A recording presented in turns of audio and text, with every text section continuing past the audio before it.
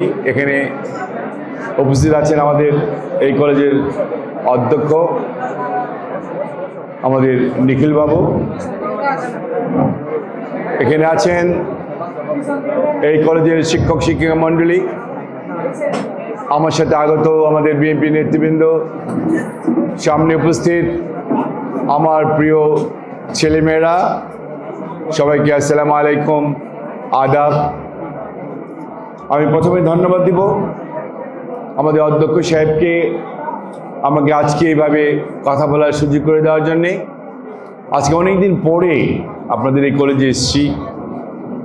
2002 সাল থেকে বোধ হয় নাকি 6 সাল পর্যন্ত আমি এই কলেজের সভাপতি ছিলাম, গভর্নর বডির সভাপতি ছিলাম।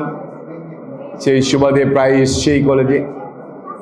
আজকে অনেকগুলি বছর এই কলেজে এসছি এবং এর মধ্যে এই কলেজটাও সরকারি হয়ে গেছে। খুব ভালো লাগছে কলেজটাতে এসে। তবে আজকে অধ্যক্ষ মহোদয় সাহেব যে কথা বললেন, এই কলেজে বোধহয় আরও কিছু করা দরকার, নতুন বিল্ডিং দরকার, ওয়াল দরকার। সামনে দেখলাম একটা পুরনো বিল্ডিং ভেঙে পড়ে আছে, সংস্কার করা দরকার। কিছু কিছু কাজ বোধহয় এই কলেজে আরও করতে হবে, কারণ এতগুলি ছেলেমেয়েরা লেখাপড়া করে, প্রায় 5000 ছেলেমেয়েরা শুনলাম। এবং সেখানে অনার্স খোলা হয়েছে দুটো সাবজেক্টে শুনেছি। আরও অনার্স খোলার পসিবিলিটি থাকলে সে অনার্স খুলতে হবে। মাস্টার্স ডিগ্রি নাই, এই মাস্টার্স ডিগ্রি খুলতে হবে, যাতে ছেলেমেয়েরা এখানে অনার্স শেষ করে তারা মাস্টার্স ডিগ্রি করতে পারে। এই কথাগুলি মাথায় রেখে আমাদের আগামীতে এই মধুপুরে কাজ করতে হবে। তবে আমি আমার ছেলেরা মেয়েরা যারা তোমরা আছো এখানে, তোমাদের একটু বলবো, তোমরা অনেকেই ভোটার আছো এখানে আমি জানি, আর অনেকে যারা ভোটার না তারা তোমার মা বাবার কাছে গিয়ে বলবো আমার কথা। আজকে অনেকগুলি বছর কিন্তু আমি এখানে আছি, প্রায় 25টা বছর। তোমাদের অনেকে জন্মের আগে, সবারই, তোমার ছেলেমেয়েরা যারা সামনে বসে আছো, তোমাদের জন্মের আগে কিন্তু আমি এখানে এসছি। 2001 সালে আমি নির্বাচন করেছিলাম, এমপি নির্বাচন করেছিলাম, আর নির্বাচিত হতে পারিনি। কাজ করে যাচ্ছি দীর্ঘ 25 বছর যাবৎ এই মধুপুর ধনবাড়িতে। তোমরা ইতিমধ্যে হয়তো শুনেছ যে ধনবাড়িকে আমি একটা উপজেলা করে দিয়েছি। 2006 সালের 4 সেপ্টেম্বর আমার নেত্রী বেগম খালেদা জিয়াকে এনে, ওনাকে এনে তোমাদের এই কলেজের ধনবাড়ি উপজেলা করে দিয়েছিলাম। আজকে ধনবাড়িবাসী অত্যন্ত খুশি। তারা আমাকে বলে যে 100 বছরের একটা তাদের স্বপ্ন ছিল যে ধনবাড়িকে উপজেলা করা। এই স্বপ্নটা বাস্তবায়িত করার জন্যেই ধনবাড়িবাসী কিন্তু অত্যন্ত খুশি আমার উপরে, আমার নেত্রীর উপরে। এবং আগামীতে বলে যে আপনাদের ঋণ শোধ করে দেব, এই কথাটাই তারা বলে যে আগামীতে আপনার ঋণ শোধ করে দিব। এই 17 বছর সুযোগ পাইনি আপনাকে ভোট দেওয়ার। ইনশাল্লাহ আগামী ফেব্রুয়ারিতে, আজকে বোধহয় ইনশাল্লাহ তফসিল ঘোষণা হতে পারে, অথবা আগামী কালকেও হতে পারে। তফসিল ঘোষণা হবে, আবার নির্বাচন হবে।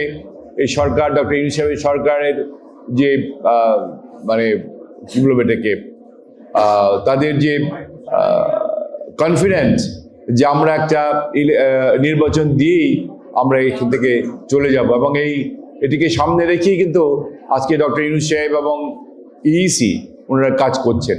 সুতরাং আগামী ফেব্রুয়ারিতে যদি ইলেকশন হয়, আমার ছেলেমেয়েরা, তোমরা যারা আছো, যারা ভোটার আছো, তারা তোমাদের কাছে ভোট চাচ্ছি। আর যারা ভোটার না, আমি সেই ছেলেমেয়েদের কাছে বলবো, তোমার বাড়িতে গিয়ে তোমার আব্বা আমার কাছে আমার হয়ে ভোটার চাবে, ভোট চাবে, ধান শেষে ভোট চাবে। আমি কাজ করতে চাই, কাজ করার সুযোগ তোমরা ইয়াং ছেলে যারা বসে আছো তারা সুযোগ করে দিবে। তোমরা ছাত্র ছাত্রী, তোমাদের কথা মা বাবা শুনবে, তোমাদের মতামত মা বাবা শুনবে, তোমাদের ইচ্ছে মা বাবা শুনবে। আমি মধুপুরকে নিয়ে অনেক স্বপ্ন দেখি। এই মধুপুরে শিল্পায়ন করতে হবে, এই মধুপুরে গ্যাস আনতে হবে, এই মধুপুরে বিদ্যুতের আরও যাতে বিদ্যুৎ না যায় সেটা বাড়াতে হবে। একবার যদি গ্যাস এবং বিদ্যুৎ ভালো থাকে, তাহলে কিন্তু অনেক ব্যবসায়ীরা, শিল্পপতিরা তোমাদের এই মধুপুরে আসবে শিল্পায়ন করতে। এবং ধর্মেরও কিন্তু একই অবস্থা, ওখানেও তাই হবে। তাই তো আমি এটাই বলতে চাই যে আমার কাজ কথা বলবে, আমি দীর্ঘ 25 বছরের প্রত্যেকটা ইউনিয়নে তোমরা খোঁজ খবর নিয়ে দেখো ছেলেমেয়েরা, যে প্রত্যেকটা ইউনিয়নে কিছু না কিছু কাজ করে দিয়েছি আমি। হয় রাস্তা, না হয় ব্রিজ কালভার্ট, না হয় স্কুল, না হয় কলেজ, না হয় মাদ্রাসা, মসজিদ অথবা কোনো মন্দির, কিছু না কিছু কাজ সব জায়গায় করে দিয়েছি। সুতরাং কাজ জিজ্ঞেস করলেই যে স্বপন ফকিরে কোথায় কোথায় কাজ হয়েছে তোমরা একটু খোঁজ নিলেই সেটা জানতে পারবে। আমি আর বেশি কথা বাড়াবো না। তোমাদের ক্লাস শুরু হবে বোধহয়, ক্লাস বোধহয় আরও আছে না প্রিন্সিপাল স্যার? তোমাদের ক্লাসে যেতে হবে। তোমাদের ক্লাস বন্ধ করে দিয়ে আমার কথা শোনার জন্য তোমাকে ধন্যবাদ দিচ্ছি।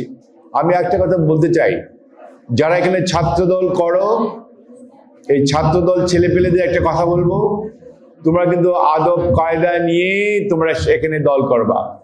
আমি যখন কখনো না শুনি যে তোমাদের আদব কায়দার নিয়ে এখানে শিক্ষক মন্ডলীরা, শিক্ষিকা মন্ডলীরা বা প্রিন্সিপাল শেফ অথবা ছাত্রছাত্রী বোনেরা, তারা কখনোই তোমাদের উপরে বিরূপ প্রতিক্রিয়া হয়।